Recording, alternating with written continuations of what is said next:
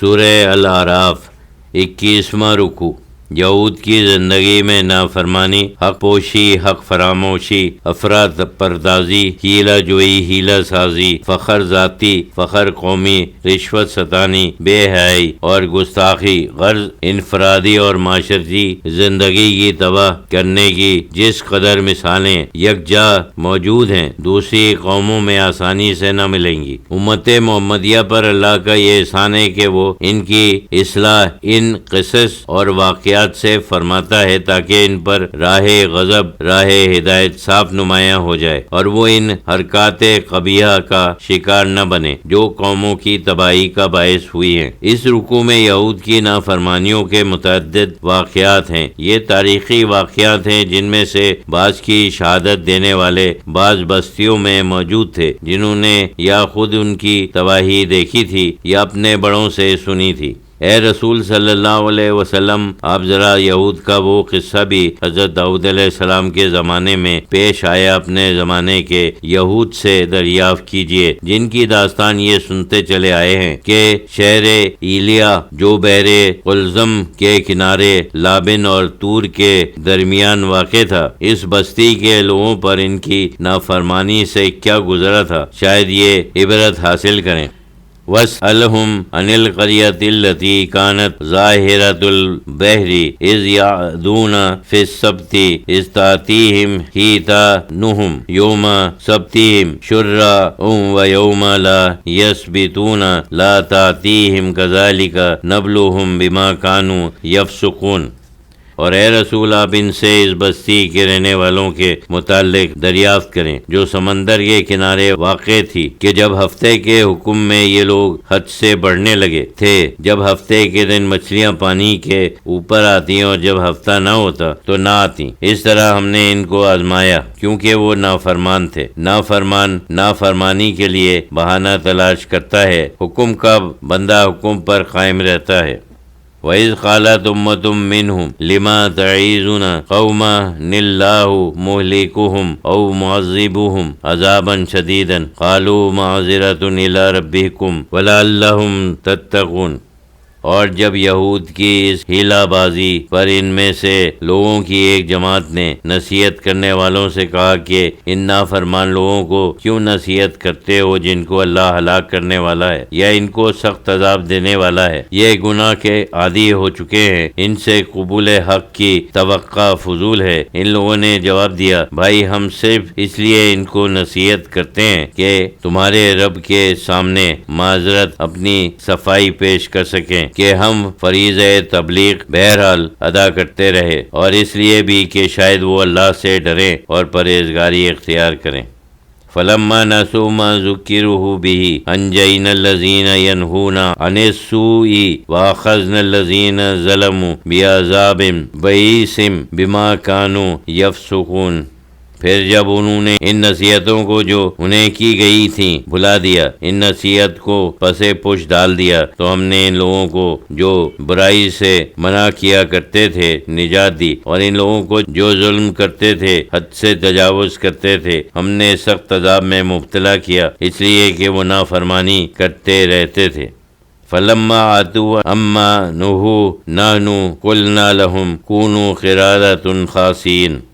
پھر جب وہ اس کام میں جس سے روکے گئے تھے حد سے تجاوز کرنے لگے، انتہائی سرکشی پر اتر آئے، تو ہم نے حکم دیا کہ اب تم ذلیل و خوار بندر ہو جاؤ اور بقیہ زندگی کے دن اسی حالت میں گزارو۔ یہ لوگ 3 دن اس حال میں زندہ رہ کر مر گئے۔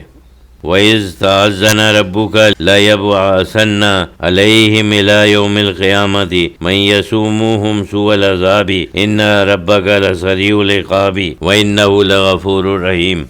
اور ان کو وہ وقت یاد دلائیے جب آپ کے رب نے یہود کو آگاہ کر دیا تھا کہ وہ ان پر قیامت کے دن تک ایسے کسی نہ کسی شخص کو مسلط رکھے گا جو ان کو عذاب سخت میں مبتلا رکھے۔ یہ عذاب و تکلیف جو یہود کو پہنچے گی وہ خود ان کی نافرمانی کے باعث ہے، اور بے شک آپ کا رب جلد سزا دینے والا ہے، اور بے شک وہ بڑا بخشنے والا مہربان ہے۔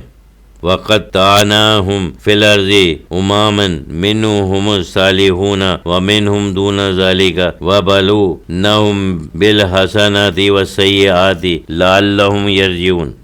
اور ہم نے ان کو مختلف جماعتوں میں روئے زمین پر منتشر کر دیا۔ ان یہود میں بعض نیک صالح ہیں اور بعض دوسری طرح کے یعنی بدکار واقع ہوئے ہیں، اور ہم ان کی آزمائش انعامات اور تکلیف سے کرتے رہتے ہیں تاکہ وہ ہماری طرف رجوع کریں اور پرہیزگاری اور فرما برداری اختیار کریں۔ یعنی یہود کی ان گزشتہ قوموں میں تو کچھ صالح لوگ بھی تھے، لیکن فخلف من بعدهم خلف ورثوا الكتاب يأخذون عرض هذا الأدنى ويقولون سيغفر لنا وإن يأتيهم عرض مثله يأخذوه ألم يؤخذ عليهم ميثاق الكتاب ألا يقولوا على الله إلا الحق ودرسوا ما فيه والدار الآخرة خير للذين يتقون فلا تعقلون۔ پھر ان کے بعد ایسے ناخلف آئے کہ جس کتاب توریت کے وارث بنے، اسی میں سے کچھ چھپا کر کچھ بدلا کر ان کے عوض اس دنیا کی چیزیں مال و متاع کے لیے لے لیتے ہیں اور کہتے ہیں ضرور ہماری مغفرت ہو جائے گی۔ ان کے زوم باطل میں وہ اللہ کے ایسے محبوب ہیں کہ ان کی بخشش یقینی ہے۔ اس باطل عقیدے نے انہیں اتنا دلیر کر دیا تھا کہ گناہ پر نادم ہونا تو الگ رہا، وہ اس کے ارتکاب سے باز نہ آتے، اور اگر ان کے پاس دنیا کا ایسا ہی اور مال و متاع آ جائے تو اس کو بھی لے لیں۔ ان بدبختوں کو کیا ہو گیا ہے؟ کیا ان سے کتاب توریت میں عہد نہیں لیا گیا کہ اللہ پر سچ کے سوا کچھ نہ کہیں، اور جو کچھ اس کتاب توریت میں لکھا ہے انہوں نے خوب پڑھا ہے، وہ جانتے ہیں کہ اللہ کے کام کیا ہیں، لیکن بدنصیب گناہ دانستہ کر رہے ہیں، اور اللہ سے ڈرنے والوں کے لیے آخرت ہی کا گھر بہتر ہے۔ اے یہود، کیا تم لوگ اتنا بھی نہیں سمجھتے؟ والذین یمسکون بالکتاب واقاموا الصلاۃ ان لا نضیع اجر المصلحین،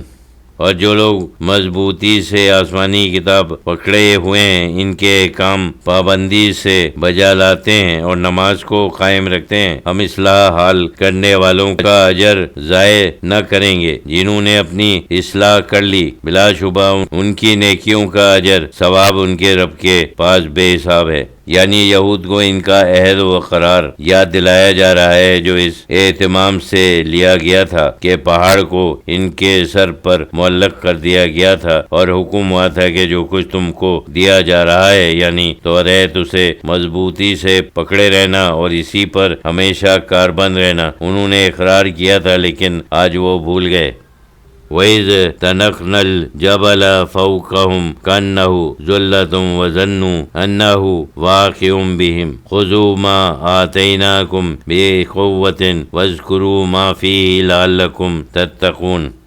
اور ان کو وہ وقت یاد دلائیے جب ہم نے ان کے سر پر پہاڑ مثل صاحباں کے معلق کر دیا تھا، اور انہوں نے یہ سمجھا کہ وہ ان پر گرنے والا ہے، وہ ڈرے کہ وہ ان پر گر ہی نہ پڑے۔ اس حال میں ہم نے ان کو حکم دیا جو ہم نے تم کو دیا ہے اسے مضبوطی سے پکڑے رہو، اور جو کچھ اس میں ہے اس کو یاد رکھو تاکہ تم پرہیزگار بن جاؤ۔